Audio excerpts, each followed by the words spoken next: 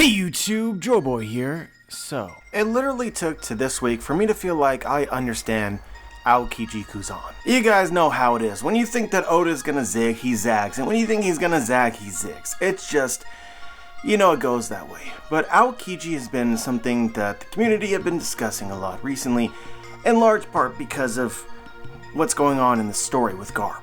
But even though this has become a real big talking point right now, this is something that people have been talking about, and certainly you could, for hundreds of chapters now. I mean, we're on chapter 1082. Kuzan first appeared in the story in chapter 303, and even going back to like chapter 698 is when he showed up after the time skip when we learned that he had a duel with Akainu to be Fleet Admiral. But yeah, it's around this time that you could really start digging in and ask yourself, what is Oda's plan for Kuzan in the future of the story? And at the time, it was hinted that he had some sort of connection with the underworld and potentially Blackbeard, and that has paid off majorly recently, as it is finally confirmed that Kuzan is one of Blackbeard's Titanic 10 captains. But I'll be honest with you, the speculation at pretty much near the beginning till today has been the same. We already figured that he might be one of Blackbeard's crew members, and the thought really was that there's just no way, there is no way that he is loyal to Blackbeard, nor is he a real crew member, and this is some sort of Marine or Aokiji plot against Blackbeard himself. That's simplifying it a bit. Of course, there's many other ideas out there, but this always seemed like the most prevalent, the most accepted, and what I feel like the majority of people actually believe. And I guess the honest truth is, we're going to be speculating pretty much the same thing, but the nuance, the context, the slight differences matter a lot. If you were to sum up this video in a couple of sentences, it's basically we've been speculating the same thing for too long, and I'm expecting a twist of some sort. We've gotten just way too much about Aokiji in the story, and Oda's been sitting on it for so long that I'm expecting a zig or a zag. Something at the very least which will make you think more about Aokiji and his relationship with the Blackbeard pirates. And in my own personal pursuit of understanding, I think it makes some things pretty clear. Or at least clearer. So enough waffling. I don't think that you should think about Aokiji as a hero-type character anymore. At the very least, think about a hero like Luffy would think about a hero. Aokiji has become a real pirate. He has not joined the Blackbeard pirates in order to take them down. He has joined the Blackbeard pirates to help them achieve their goals. At least up to a point. We still know who Aokiji is. So I think that he has joined the Blackbeard pirates to help them find the One Piece so that he can finally know what it is that he is fighting for. And I believe that he assumes that he will destroy it. Let me explain why. One of the most defined things about Aokiji right now, certainly something that seems integral to his character and anything that he might do ever, is Robin. I think that this is something that many people gloss over, but Aokiji and Robin is a very unresolved, complicated, confusing thing. It's not easily defined. Aokiji is actually very forthright when he first meets Robin during her flashback when Ohara was destroyed. He told her straight up, look, I am not your ally. If you attempt anything, I will be the foe who will come after you first. This was not an empty threat. We see 20 years later during the present storyline when we actually first met Aokiji, what does he do? He sees that Robin has joined the Straw Hats. The Straw Hats, obviously their captain is Monkey D. Luffy, who is the grandson of Garp, who Aokiji knows, and his first impression was extreme concern, and he also expressed this. Essentially, I think you can gather that Luffy reminded him too much of Garp. He knew Garp, who Garp was, his potential as a fighter. He thought that the Straw Hats were going to be a problem. They were going to compete for the One Piece. Therefore, having Robin on their crew makes them a threat to the world. At this moment, Aokiji pretty much flipped on a dime. He went from, no, I'm no danger to you, to, wait a second, actually, I think I'm gonna kill you. But as we again see in the Ohara flashback, he has a fear or doesn't want to become an Akainu-like absolute justice. He had every intention of killing both Saul and Robin. But what ultimately stopped him was Akainu over to his right, killing innocent people. That made him second guess everything. Honestly, I find Aokiji to be an amazingly complicated character. One of the best, perhaps, in the entire story, but he has a lot of self-doubt. He wants to save the world, he wants to protect the world, but he thinks about the cost. If you ask me, he comes across as somebody who understands the problem so well that he understands that he doesn't know what to do about it. And if you're observant, you'll notice that in his dialogue, a recurrent theme is that he asks other characters to provide their own answers, or to answer for him. And in my opinion, this mentality has been strengthened over time. The impression that I have is of a character who's seen so much stuff that he no longer knows what to believe. His personal agency, if not entirely, is at least mostly gone. You get the impression that he makes a kind of judgment about the person. This applied during the flashback, where ultimately he spared Saul and Robin, and it also applies when he first met Luffy. I think that you can just logically piece together that something that is definitively true about Aokiji, that has not changed from 20 years ago to the present storyline to post-time skip, Aokiji views Robin as a legitimate danger to the world. It's just something that you have to hold true. But the fascinating twist is that he believes this, but he is not sure of his own answer. And even further than this, Aokiji believes Robin to be his responsibility. Watching her is something that was very important to him. And there are certain criteria which is again poorly understood, in which Aokiji feels as if he must step in. But let's not try to go around in circles. Essentially what I want to convey here is that the Aokiji of the present storyline, after the time skip, having joined the Blackbeard Pirates, has to make sense with this Aokiji pre-time skip, with the Aokiji whose number one priority appears to be the protection of the world. Let's go to the end of Enies Lobby, a continuation of the arc. He showed up at the beginning, warned the Straw Hats about Nico Robin, overall seemed very concerned. And then the events unfolded and he appears again and has a conversation secretly with Robin. He asks her, "Why didn't you run away like you always do? If you'd acted on your own, you could have gotten away from CP9. Robin said, "I told you it was different this time. I couldn't abandon them. I just couldn't leave them to die." 20 years ago, the giant who fought for Ohara, Jaguar D. Saul, was a close friend of mine. This is something that we'll come back to at the end of the video, but just know that with pretty much every scene involving Aokiji, his friends are important, his nakama. Whether it's Saul or Smoker or Zephyr, Z, and now presumably Garp. Since he gave his life to protect you, it's my duty to follow you and make sure you don't waste your life. But even after 20 years, you still hadn't found anyone or anything you could rely on. I decided that I couldn't let a ticking time bomb run around under my watch. Frankly, I assumed that you had a death wish. I had intended that Enies Lobby would end the story of Ohara once and for all. Have you finally found a place where you can feel safe?" Robin says yes. I don't know if it was right or wrong for Saul to let you live, but maybe you can answer that question for me. It's really difficult to analyze this line without looking at a number of other things and then coming back to it, so bear with me, this won't be the smoothest thing ever, but Aokiji is expressing how he values life. Death is another thing which occupies Aokiji's mind. Saul decided to give his up for hers. It has meaning to him.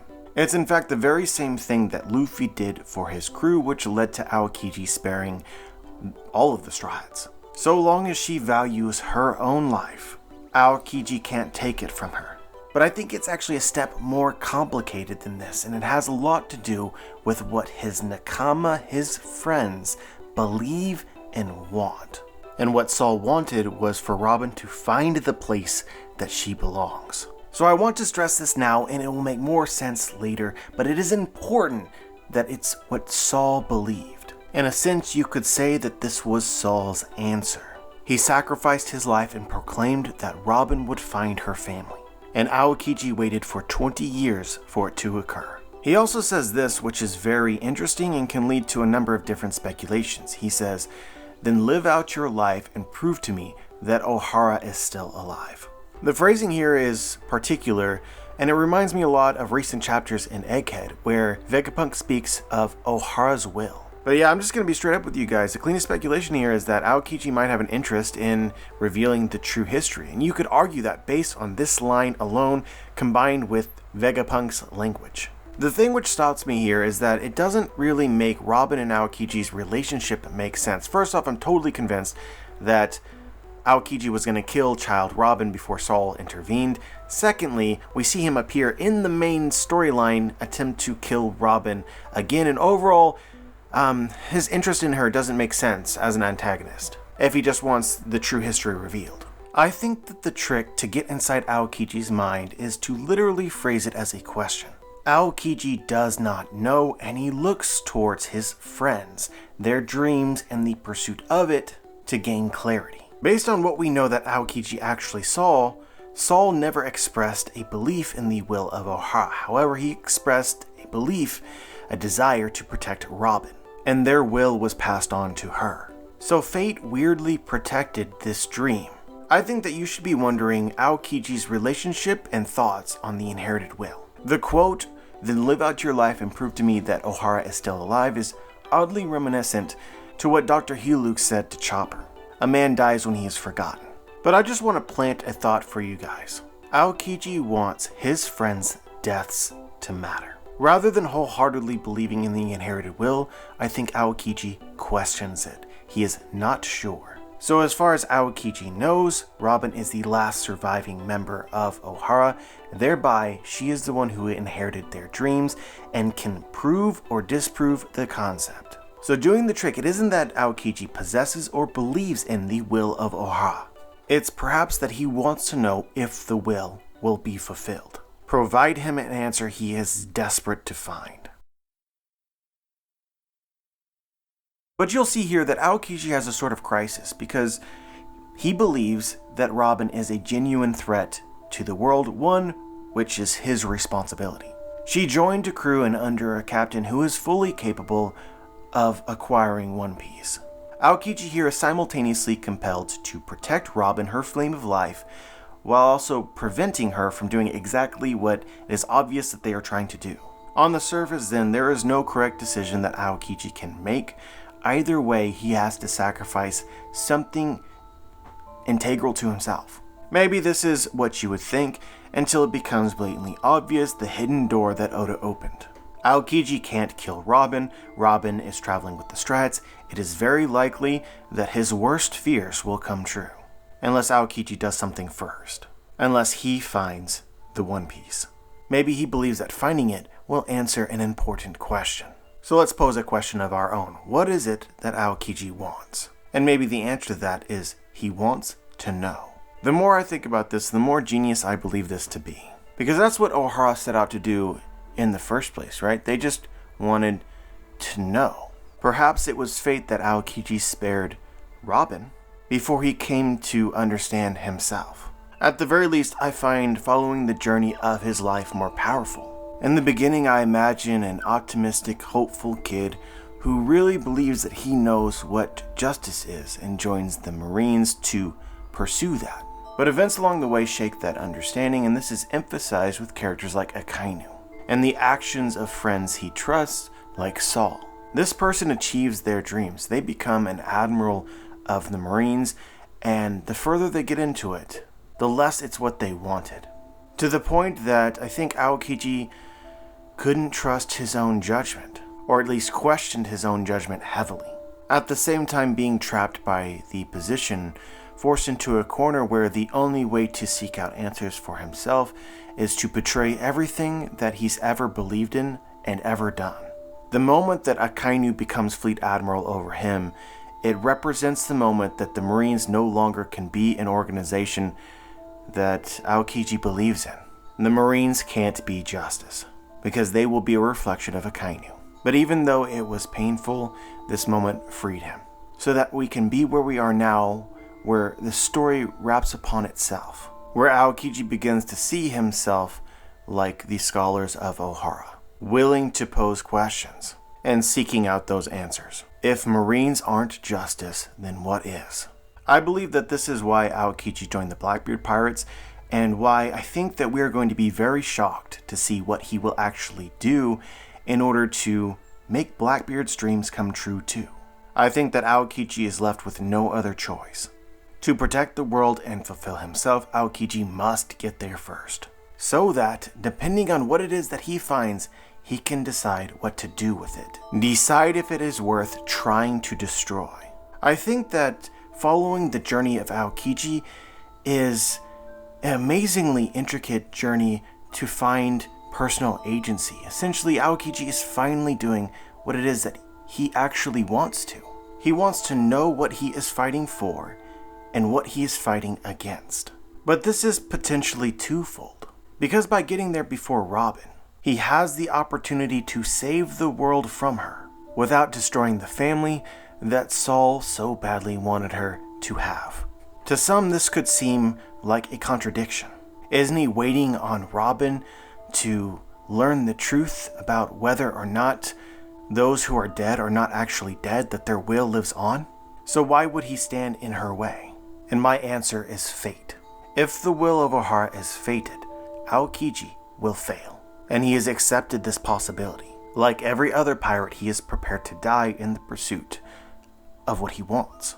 I understand how complicated all of this is, seemingly contradictory. You could think that I'm all over the place. This is a video potentially worth maybe a rewatch, both for you and for myself. But Doflamingo told us verbatim at the end of Punk Hazard that something about Aokiji has changed. He said he had a look about him of a man who has finally decided something. So something big has changed between everything else that we saw about Aokiji before and present day. And so if you take nothing else from this video, it's basically Aokiji is a guy with a lot of questions who wants a lot of answers. So he's finally pursuing those answers, no matter what it may cost. I think that Saul's prophecy about Robin finding family coming true had a big effect on him. It gave him faith that fate is just. If not in all instances, then eventually. This epiphany freed him. It changed him from a man who's waiting on everyone else for answers to take the journey for himself, and thereby embrace the consequences, whatever they may be. We're going to play a song at the end of this video, and I want you to come back to what I just said here if you remember to. So at the end here, I just want to talk a lot about Film Z, because I think that it contains the details which piece everything I said together. At the very least, consider the things that I've said and then apply them to the dialogue that we got from Aokiji in that movie and interpret it for yourself. Just note that this movie occurs before Aokiji has decided to join Blackbeard. He says, "Everywhere people like you are taking over the seas looking for One Piece. Was it One Piece that gave rise to all of these pirates, or did pirates give rise to the One Piece? When pirates chase their dreams, sometimes they can step on others' dreams in the process. Does that mean that we should crush their dreams?" Now Z is trying to answer the question, if One Piece were to disappear, would all of the pirates? And in Aokiji's opinion, that is a crude conclusion. I think here Aokiji is conveying that he does not think that the pirates will disappear if the One Piece disappears. If I were to guess, I think that Aokiji believes that these two forces exist simultaneously.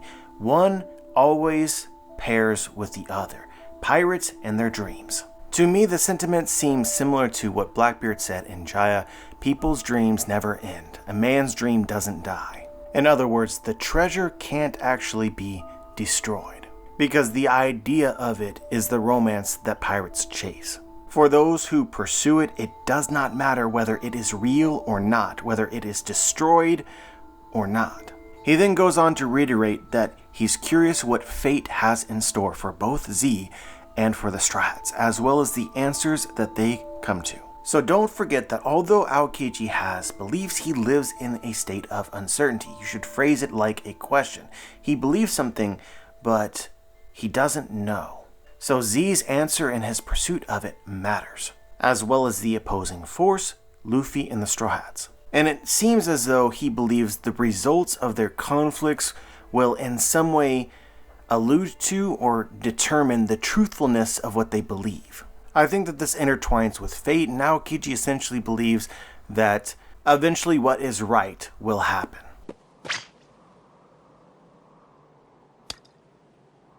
好きだったでしょあんた。ああ、一番かっこいい酒はこれだ。 I think that you should think about this a lot like Bink's sake. Bink's sake, we've argued before, represents probably dreams. Aokiji is returning his instructor Z's dream to him. 俺もあんたの真似してよく飲みましたよ。かっこいい男になりたくてね。 This dream, in my opinion, is the eradication of pirates. I think that in the present storyline, Aokiji has grown and determined that pirates cannot be destroyed. Z's plan of destroying the One Piece to destroy piracy as an entity is folly. This has become a wedge driven between him and Z. 悪いが止まらねえぞ俺は。死ぬつもりか。 This is a sentiment that's echoed in other places in the story, but essentially, with conflicting dreams, the pursuit of them, you have to accept the possibility of death. 海賊という悪を滅亡させるためだ。海軍には真の正義は遂行できない。悪いが立て込んでいる。今度会ったらまた酒でも飲もう。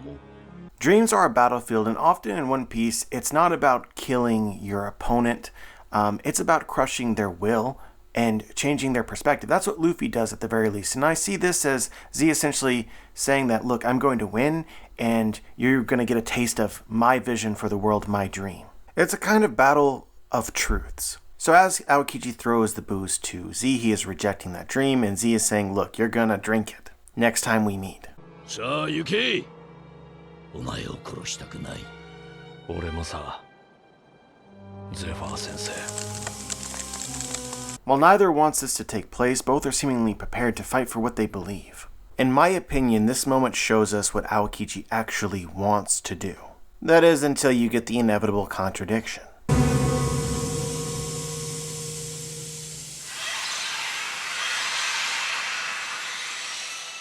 Aokiji appears to be wrestling with his desire to enforce his vision, and most likely his belief that there are some things that he cannot control, and things that he hopes Z will discover for him. And also the honest truth that Z is a friend who matters. Aokiji is very ironically frozen in place, unable to do anything. Hence the deceptive moniker of Lazy Justice. But it's for this that I read you the dialogue, because I think that more than any other scene in the entire story, it captures the dichotomy of Aokiji, the before and after, inaction and passiveness to currently Blackbeard, and action. That is what he has decided. It also fills me with great fear about what Aokiji may potentially do against Garp. Something has changed between when this scene took place and now, and before he didn't fight his mentor. I believe that the new free Aokiji may invert this decision. In a sense, Aokiji has become a true pirate with his own individual dream, which he has set out to sea to fulfill. I think that he has unburdened himself of the shackle of trying to manipulate fate. He has simply set a course for what he wants, and has decided to let the dominoes fall as they will. But I don't want you to think that Aokiji is doing all of this for Robin. I don't think it's about Robin actually at all. I think Film Z, in the most subtle way possible, revealed Aokiji's true desire. And it did so in song.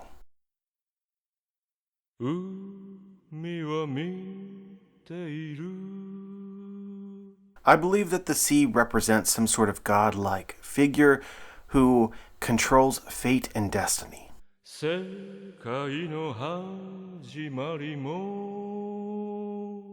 This god knows the past.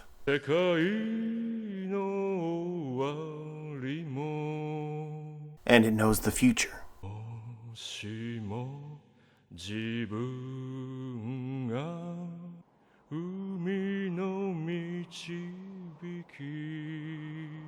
A very One Piece theme here, that you should not fear death because your fate is already decided. But it's about this point that I think that it gets interesting.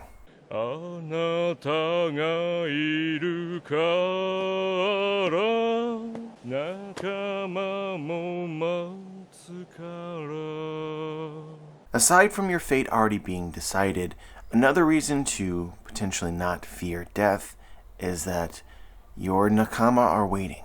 Those that have fallen, that have failed. Again, I want to remind you of Aokiji's line to Robin, prove that Ohara still lives. 俺はこの歌嫌いでしたよ、先生。死んでゆく海兵を称える歌なんてゾッとしない。I think Aokiji wants to know if these unfulfilled lives matter, because he's beginning to believe that he is one of them. Should he fear death if his life is a dead end? I think that Aokiji's deepest desire is for his own life and the lives of those he cares about, regardless of what they believe, for those lives to have eternal value. It's why it means so much to Aokiji when someone honorably and genuinely sacrifices themselves for what they believe. And why in both the case of Saul and Luffy, he couldn't take that life when they made that commitment. It's terrifying to Aokiji for someone to do this for something that doesn't matter, which may become the fate of all Marines. But I'm going to go ahead and stop here, and I just hope that even if you aren't following entirely or you don't always disagree, that I've posed some things here and we've talked about some things that are thought-provoking. If I'm creating thoughts, then I consider this video a massive win. Because kind of like Aokiji, I'm certain that what is here isn't quite right.